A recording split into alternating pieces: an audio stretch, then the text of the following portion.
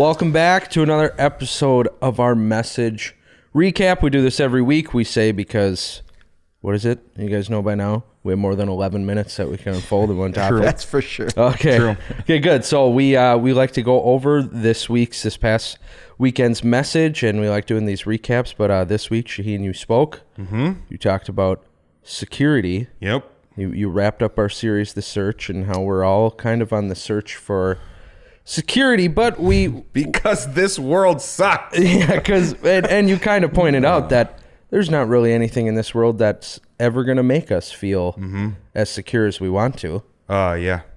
Mm-hmm. Let's go a little further. It all sucks. No, not everything sucks, but everything can either fail or be taken from us or be lost. Like, you think, my marriage is always going to last. Yep. Well, I don't know. Maybe statistically the odds are not really in your favor anymore. No, they're not. I don't know. Like, and we put so much value and hope in things that. Well, I like how you even talked about money. I feel like that's a huge one for people is I'm secure if I have the amount of money that I want. Well, I think I'm still not quite sure I believe that one yet, but I think you're never going to have the amount of money that you want, because you even pointed out that it's like, well, if I have this amount, I'll get there, I'll be secure. Well, then you get there and it's like, I can go a little further. But I feel like that's true with a lot of things in life. We put kind of this false hope of security in many earthly things, and we're always left disappointed, I feel. There was something we talked about that you didn't say in the message, but us three have talked about it before, and that is, how come we haven't learned this by now? Yeah. How come we don't believe this by now? Yeah. Every single one of us in our lives have experienced this over and over and over again. We all have, but somehow we think the next one's going to be different. It's like, it sounds like brain damage is what it sounds like, but yet it's a human condition. It's where we are. And that is a great question. Why don't we get it? We know that, if I just had that, I'd really be happy, I'd really be secure. We've all gotten that. Yeah. I've had that. Well, where is that now? I don't know. Not as good. I lost it. It ran out. It broke. It's old, and we've all lost things. Like, what is it? What can we do to actually get this? To understand. I mean, because here's the thing. I don't know. I think we all want to. I mean, can you imagine if we could actually live with complete security? Yeah. That nobody could threaten me. Nobody could, I wouldn't live in fear fear is always of losing something, Yeah. And I wouldn't live in that because I'm totally secure. So in this world, is it possible to ever have that? In this world, from this world? No, not that this world can give, but yeah. I think what we ended up talking about. Yeah, I think the whole message is we got to stop looking to this world for it. It is something that's going to come from our Creator. It's going to something that's going to come from His promises. God never changes. Yep. He will always be there. That is something that we can trust in. Why can we trust in it? It's secure. It's unmoving. And moving from this life, which is so physical, and we see and feel and we desire things in this world, moving from that to the spiritual realm is where the challenge is. But that's the only way, which you made very clear. There is nothing secure in this world, nothing secure in this world, except for our salvation in Jesus Christ and our relationship with God. So why aren't we all running to that? We can feel secure in this world, but not by something of this world. Right. Yeah. I think what I've noticed, even in my own life, but especially as I look at just kind of Western Christianity at large, is people seem to go to God last. Like, I'm going to try everything else first. And I do not see or sense this excitement for heaven that I think the New Testament authors and Jesus wanted us to have. And I think those two things are what we need to work on to answer your question. Like, how do we get there? How do we feel that? Well, spend time with God now. And why are like, I don't know why people, I mean, I seem kind of weird sometimes when I talk about, everybody kind of knows now, like, Shane's just looking for a cloudy day. I don't know why everybody doesn't operate in that mindset of like, man, could he come back today? Because that would be the greatest thing. It would. I think like what I've heard from people even in my family is they talk about, well, there's still things that I want to do on earth, or there's still like, those all pale in I comparison. know. I mean, there's still stuff I want to do too. I just think it's not everybody's on that level. You know what I mean? I think everybody is not mentally on that level where I've heard people say, well, I don't think it's selfish that I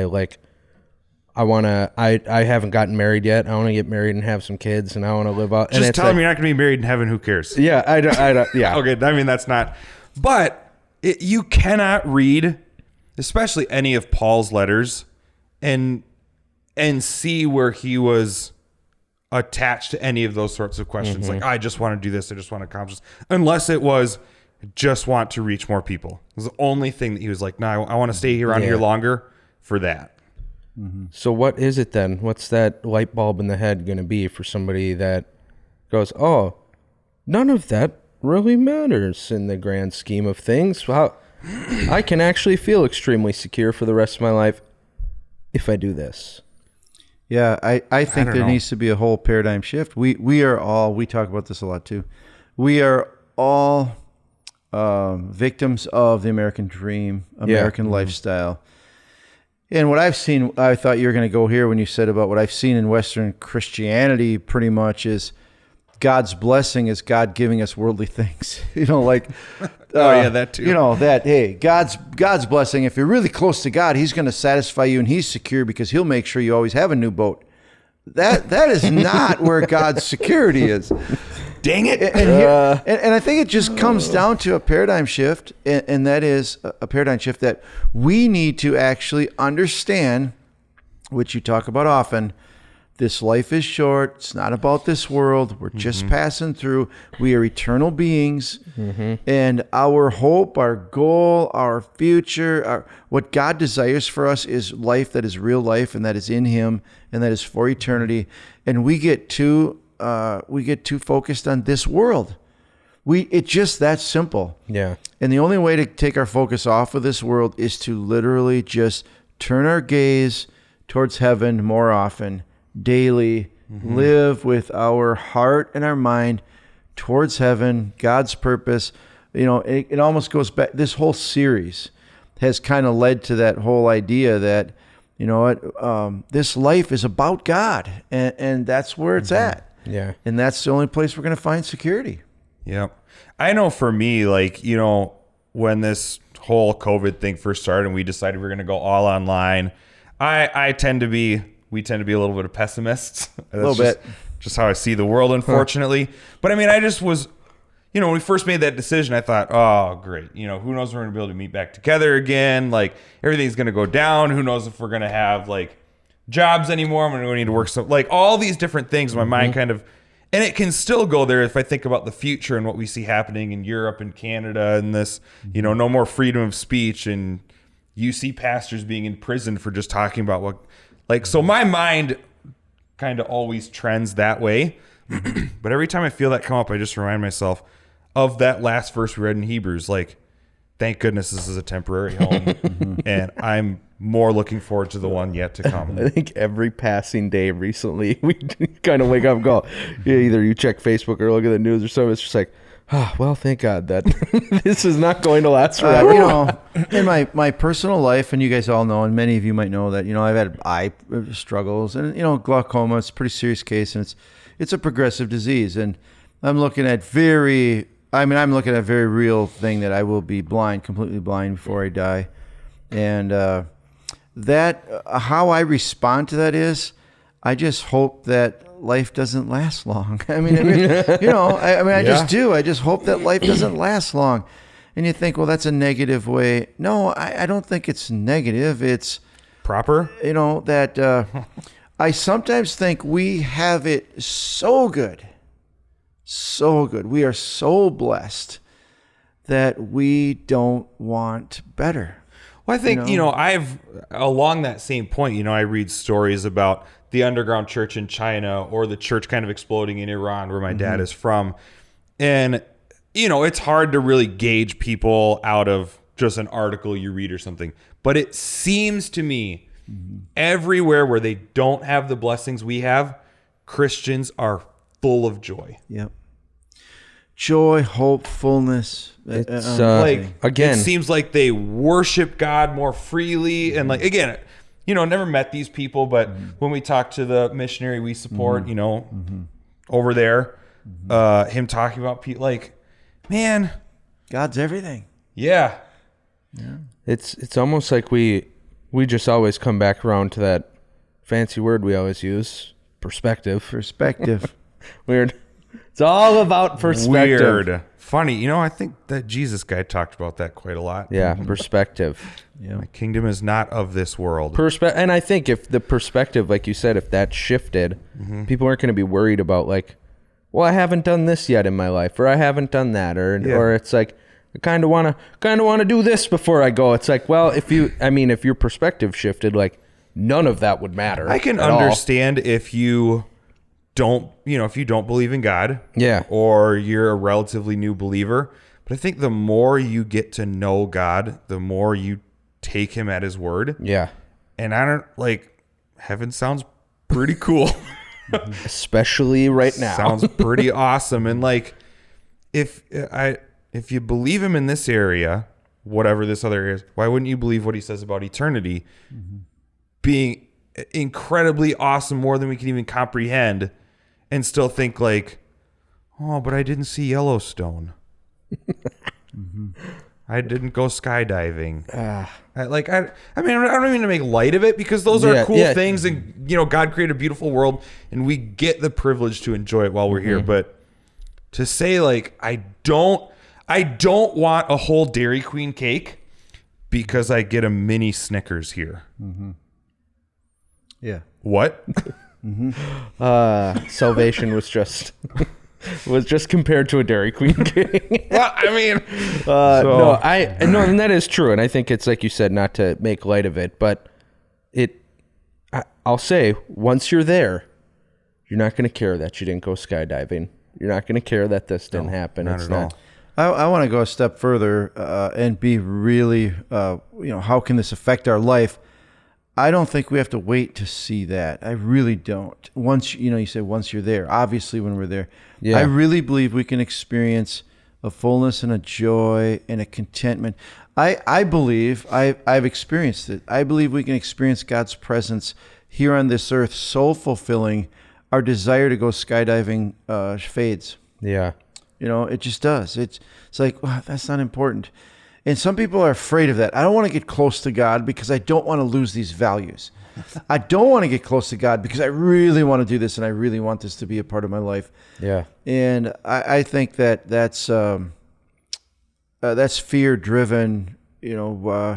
Why not pursue what's really going to fulfill life? Why not pursue? Don't think about what you're losing. Just pursue what you're gaining. And I really think this all comes down to your whole message. Everything comes down to, we don't have to wait to lose everything to find it. We don't have to wait for persecution or to lose our health. We don't have to wait. We can start pursuing God. We can start this paradigm, this perspective switch by a decision we make.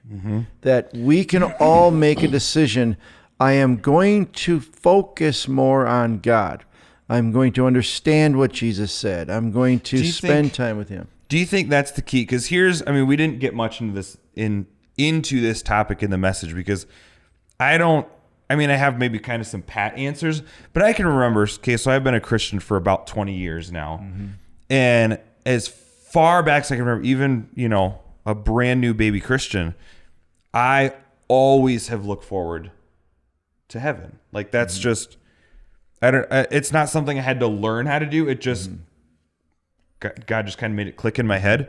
So what would you say for people who maybe aren't there? Your family or a lot of people in this, is that what you were just saying? That's how we get there? I think we have to. I've heard people say, even in my own life, and this is kind of goes with that, is they said, I like I know it's coming as a Christian, but I'm terrified of it because of the unknown. You know what I mean? Like in their mind, it's the unknown. It's not I'm unknown. terrified of it because I know what this earth looks like, but for me personally, I haven't seen, so I don't know what that looks like. You know, it could possibly be you didn't have to unlearn stuff. I think a lot of us are hung up on what we were taught, even though it wasn't true.